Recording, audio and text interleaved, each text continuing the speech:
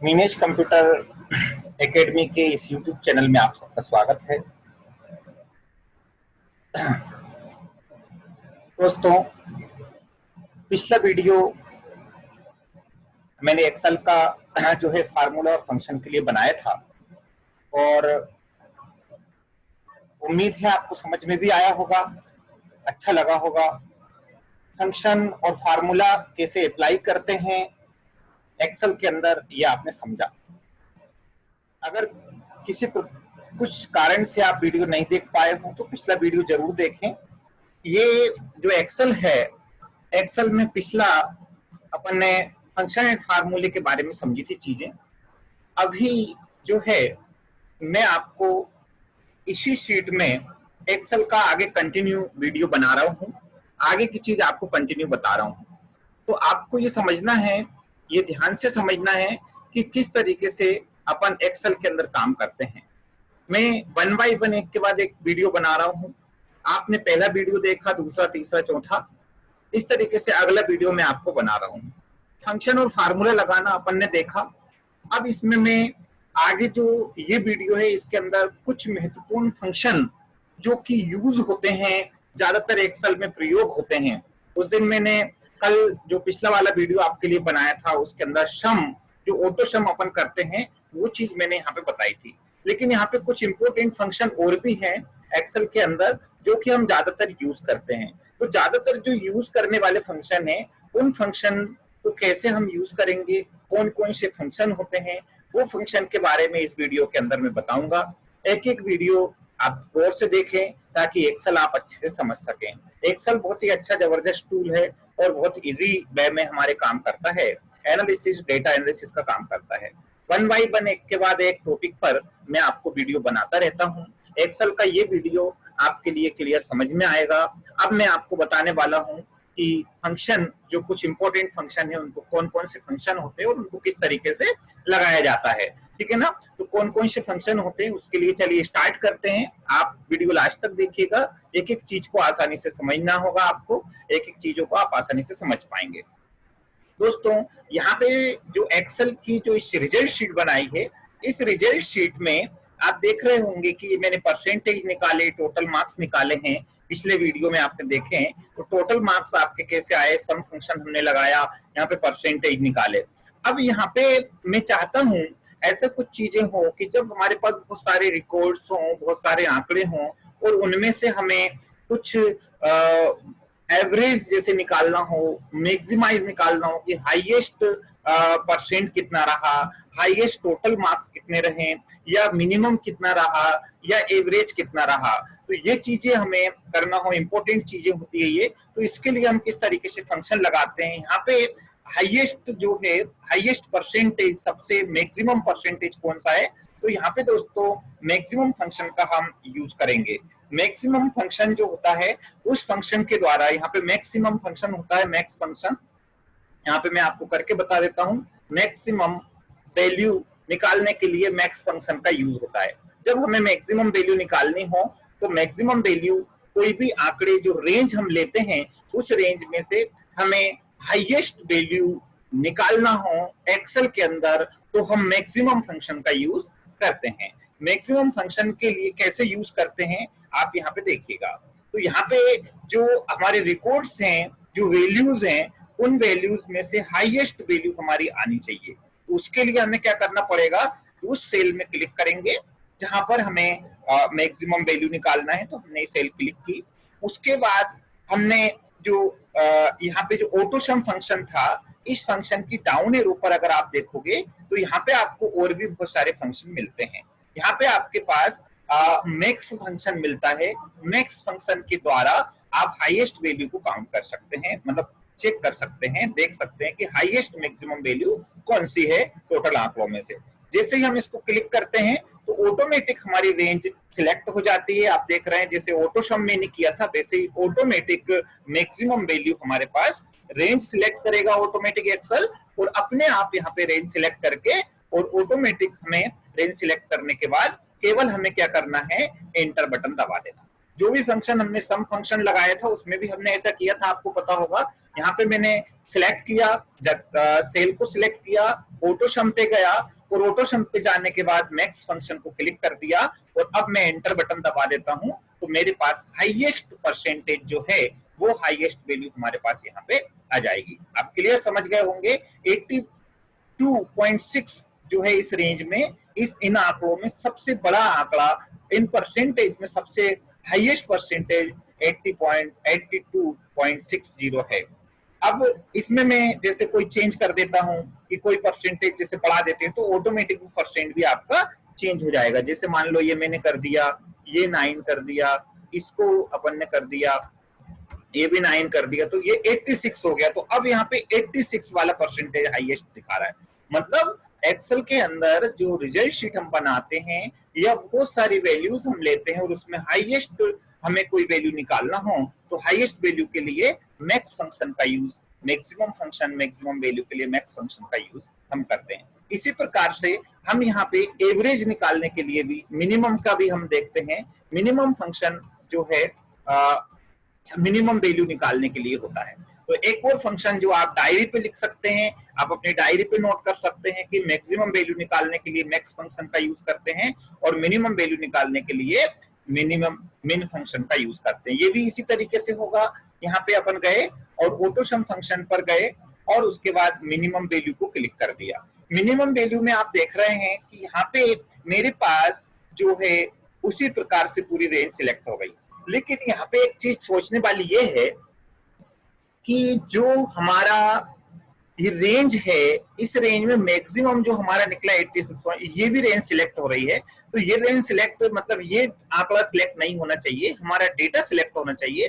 तो हम कुछ नहीं करते, एंटर नहीं करेंगे, हम सीधा क्लिक दबा के दोबारा से रेंज सिलेक्ट कर लेते तो ऑटोमेटिक हमारी यहाँ तक रेंज सिलेक्ट कर लेते, ऑटोमेटिक वो हमारा रेंज मिनिमम के अंदर K3 से K12 तक की रेंज ऑटोमेटिक माउस के द्वारा हम रेंज को बता देते हैं। मतलब ये है कि किसी फंक्शन के अंदर हमें अपने से कोई रेंज बताना हो, वो गलत सिलेक्ट अगर कर ले तो अपन माउस के द्वारा सिलेक्ट करके उतनी रेंज को सिलेक्ट कर लो जिसमें से वैल्यू को उसको निकालना हो। तो ये रेंज अपन ने सिलेक्ट कर ली। अब मैं इत्मीनान से आराम से एंटर बटन दबा देता हूं तो मेरा मिनिमम वैल्यू निकल आएगा। मतलब मिनिमम मेरा जो परसेंटेज है वो है आपका 62.6 और 86.8 जो है मैक्सिमम वैल्यू है। कितनी इजीली तरीके से हमने दोस्तों यहाँ पे मिनिमम और मिनिमम मैक्सिमम वैल्यू निकाली। अब यहाँ पे एक एवरेज, मतलब एवरेज परसेंटेज कितना रहा ओवरऑल क्लास का, एवरेज परसेंटेज औसत जो निकालते हैं, औसत का एक बहुत बड़ा फार्मूला होता है। टोटल नंबर ऑफ काउंट करो, फिर उसमें उनका जोड़ करो, फिर उसमें से उसके जितनी वैल्यूज है उससे भाग दो। वो बहुत लंबा चौड़ा हम फंक्शन लगाते हैं, बहुत चौड़ा फार्मूला लगाते हैं, लेकिन यहाँ पे जरूरत नहीं है, हमारे पास एवरेज का भी फंक्शन है। तो यहाँ हम एवरेज निकालना चाहते हैं। एवरेज के लिए हमें क्या करना पड़ेगा, सीधा अपन जाएंगे और वही तरीका, यहाँ पे हम ऑटो सम पे गए, एवरेज पे गए और एवरेज पर जाकर फिर से रेंज अपनी आ गई। यहाँ पे मैंने दोबारा से रेंज उतनी सिलेक्ट कर ली और एंटर बटन दबा दिया। एंटर बटन दबाने के बाद आप देख रहे हैं ऑटोमेटिक, आप देखिए आपके पास 74.16% जो है औसत परसेंट रहा है पूरी क्लास का। तो ये इस तरीके से अपन ने फंक्शन का यूज कर रहे हैं। इसी प्रकार कितने रिकॉर्ड्स हैं उनकी काउंटिंग करना हो तो काउंट करना हो, काउंटिंग इस तरीके से नंबर ऑफ रिकॉर्ड कितने हैं, नंबर ऑफ स्टूडेंट अपने को चेक करना हो तो नंबर ऑफ स्टूडेंट्स कर देते हैं, यहाँ पे यहाँ करेंगे सिलेक्ट करके, तो इस तरीके से आपका यहाँ पे आ जाएगा। देखिए आप अपने पास आ रहा है, एक सिलेक्ट किया और सिलेक्ट करने के बाद एवरेज को क्लिक किया, सिलेक्ट किया और एंटर बटन दबा दिया। सेम उसी प्रकार से अपना यहाँ पे आ रहा है, अपन ने वो चीज सिलेक्ट कर ली और इस तरीके से अपन ने देखा कि मतलब एवरेज निकालना हो, मैक्सिमम निकालना हो, मिनिमम निकालना हो, कई सारे फंक्शन हमारे पास यहाँ पे होते हैं। तो कई सारे फंक्शन का हम यहाँ पे यूज कर सकते हैं, कई सारे फंक्शन और भी हैं।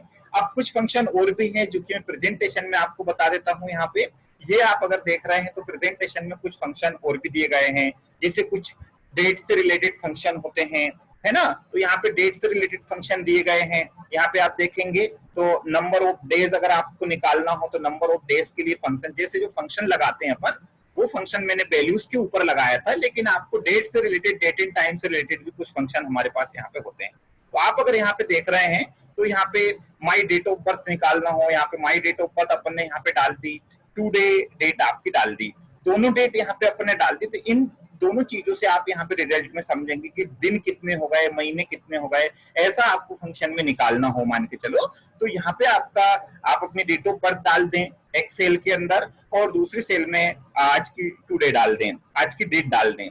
अब यहाँ पे नंबर ऑफ डेज कितने हुए, तो डेटेड इफ फंक्शन एक है, डेटेड इफ फंक्शन के अंदर अपन जो है इस जगह पे लगाएंगे, डे निकालेंगे, कितने डे आपके हो जाएंगे। तो यहाँ पे B1 जो दिया गया है, B1 मतलब ये वाली वैल्यू है, और B2 मतलब ये वाली सेल है। B1 और V2 के अंदर अपन ने D निकालना है, डे कितने हुए, तो ऑटोमेटिक टोटल निकाल देगा। यहाँ इसका प्रैक्टिकल करके अगर अपन देखते हैं यहाँ पे, तो डेटेड इफ में निकाल देगा कि आप डेज निकालेगा इन दोनों डेट के अंदर से। तो ठीक है ना। तो इस तरीके से अपन यहाँ पे करके देखते हैं। अगर एक्सेल के अंदर आप देखोगे तो यहाँ आपको समझ में आ जाएगा। मैं यहाँ एक डेट डाल देता हूँ, मान के चलिए 28/02 और 1979, इस तरीके से डाल दी। ये डेट अपने यहाँ पे डल गई, और इसी तरीके से यहाँ पे मैंने आज की डाल दी, टुडे। टुडे भी नाम का एक फंक्शन है। टुडे फंक्शन अपन एंटर करते हैं तो ऑटोमेटिक करंट डेट दे देता है। करंट डेट मतलब 30/5 दे रहा है यहाँ पे अपने पास में। इसी प्रकार से यहाँ अगर आप देखेंगे तो यहाँ भी आपको देखने को मिलेगा। यही वाला फॉर्मेट में यहाँ कर देता हूँ।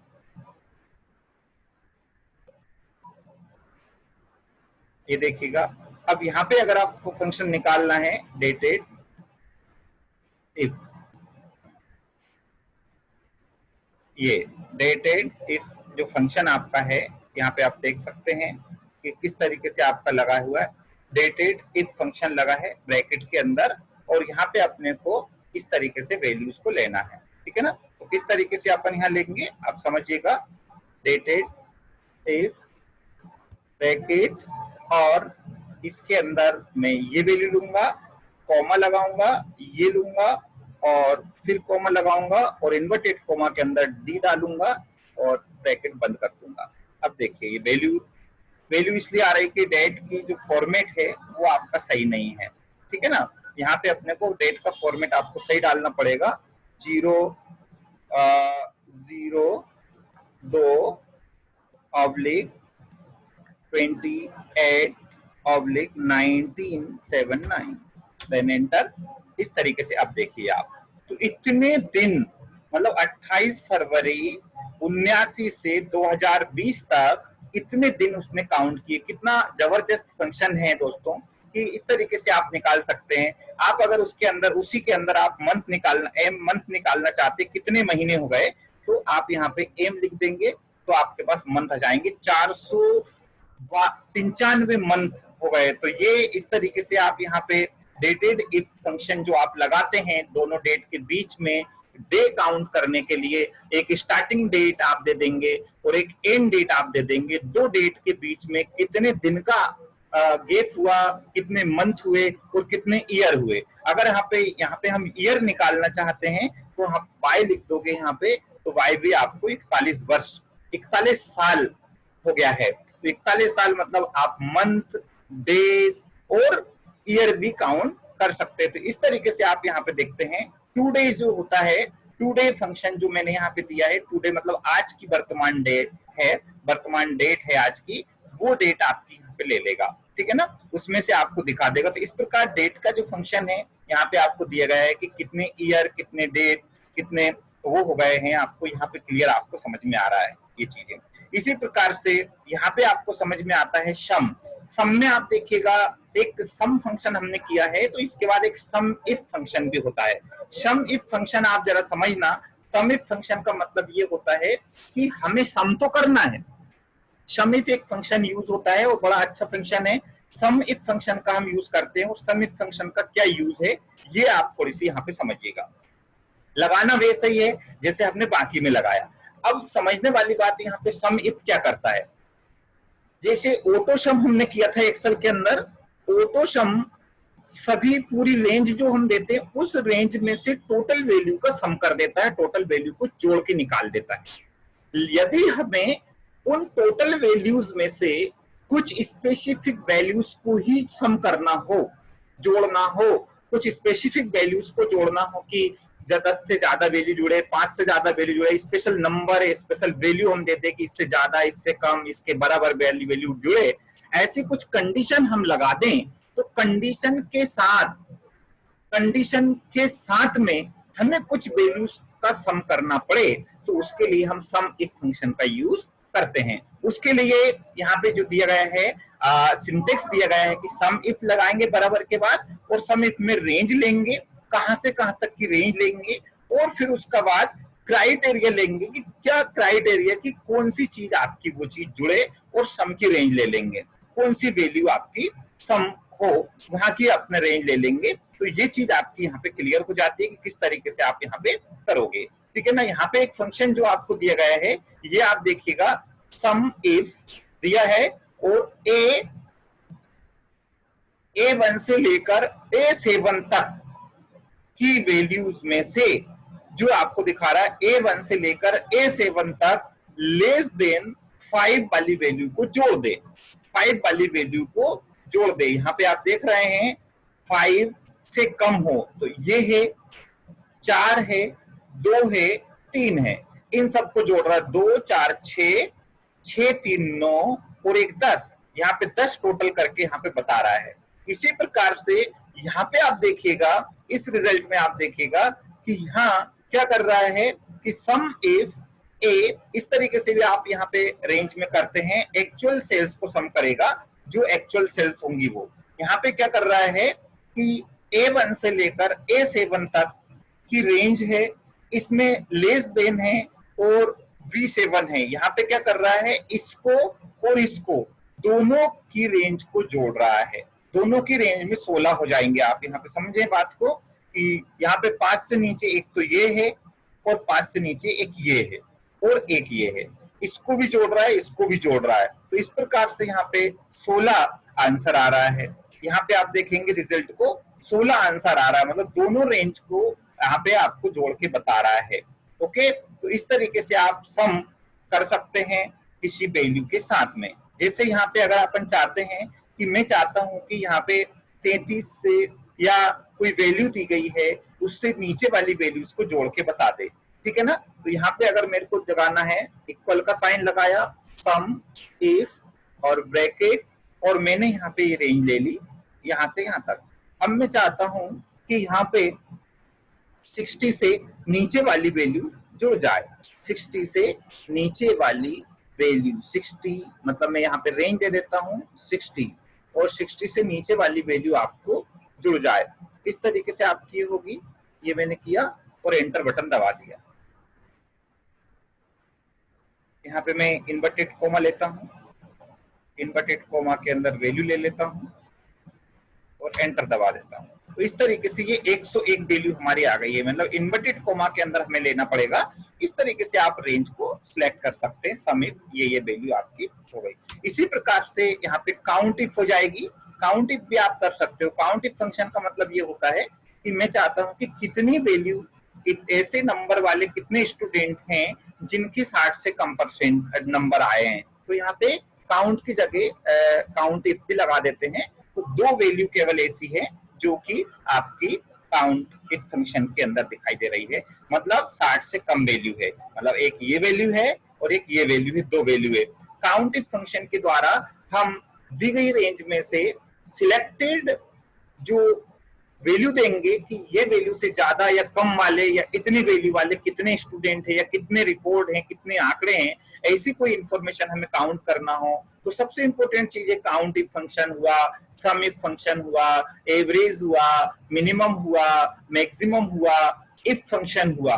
इफ फंक्शन का मतलब ये होता है, एक यहाँ पे इफ फंक्शन अलग से है। इफ फंक्शन मतलब कंडीशन चेक करता है, जो कंडीशन सही और गलत के हिसाब से होती है उसको आपको सम इफ फंक्शन बता देता है, इफ फंक्शन बता देता है। अगर इफ फंक्शन से हम देते हैं कि यहाँ पे अगर जो कोई वैल्यू हो, वैल्यू में से आप लेते हैं कि ये वैल्यू अगर उस खाने में ये चीज हो तो ऐसा बताए, और ये चीज हो तो ऐसा बताए। इसके अंदर जैसे वोटर लिस्ट, वोटर का अपने को डालना है एलिजिबिलिटी, वोटर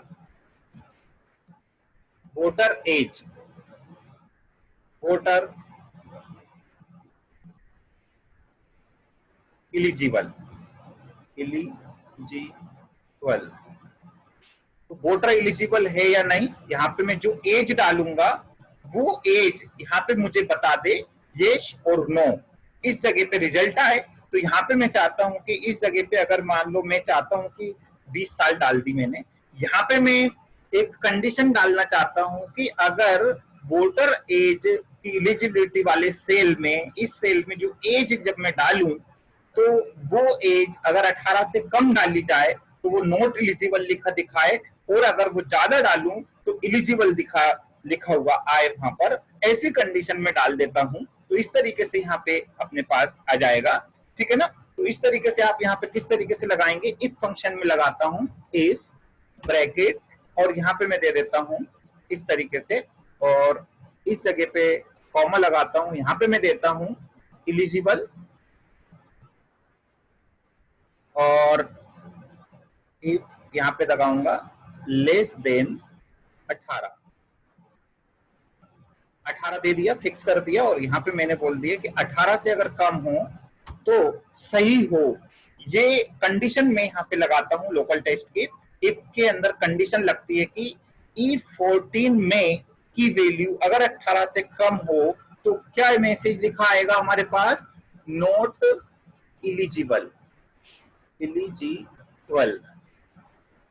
और अगर 18 से नहीं हो, मतलब ऐसी कंडीशन ट्रू नहीं हो, ट्रू और फॉल्स वाली स्थिति हमें एक फंक्शन बताता है, तो यहाँ पे अपन ट्रू फॉल्स में जाते हैं और नॉट एलिजिबल की जगह अपन यहाँ कर देंगे एलिजिबल। अगर ऐसा नहीं हो तो एलिजिबल लिखा आ जाएगा, ठीक है ना। और इसके बाद अपन ब्रैकेट को बंद कर देते हैं। ये फंक्शन जो है इफ फंक्शन होता है, किसी वैल्यू को ट्रू और फॉल्स का रिजल्ट देता है। ट्रू वाली कंडीशन जब अपन लगाते हैं तो ट्रू के अंदर जो लिखना होगा मैं इंफॉर्मेशन वो दे देंगे। पहले कंडीशन यहाँ पे ट्रू होने पे ये मैसेज प्रिंट होकर आएगा, और अगर फॉल्स होता है तो ये मैसेज प्रिंट होकर आएगा।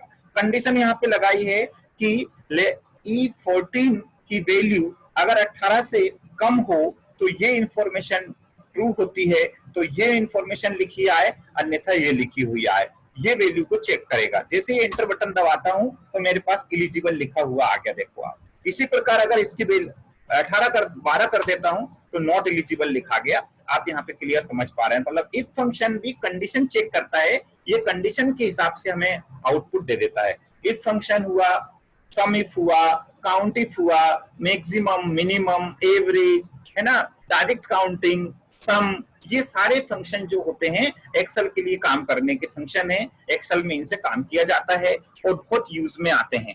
और भी बहुत सारे फंक्शन हैं। इसी तरीके से आप बहुत सारे फंक्शन आप लगा करके देख सकते हैं और भी समझ सकते हैं, लेकिन ये इंपॉर्टेंट कुछ फंक्शन थे जो मैंने आपको समझाया है।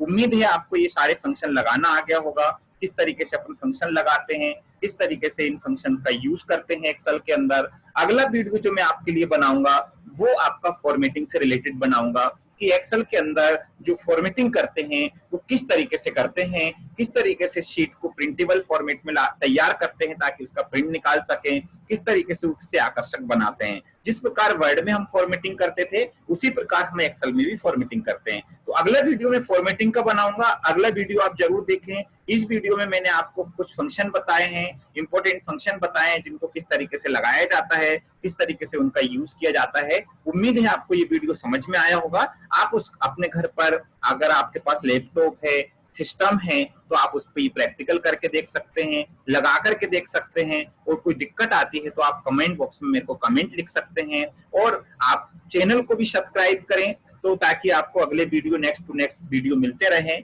और आपको चीजें समझ में आती रहे। Thank you very much.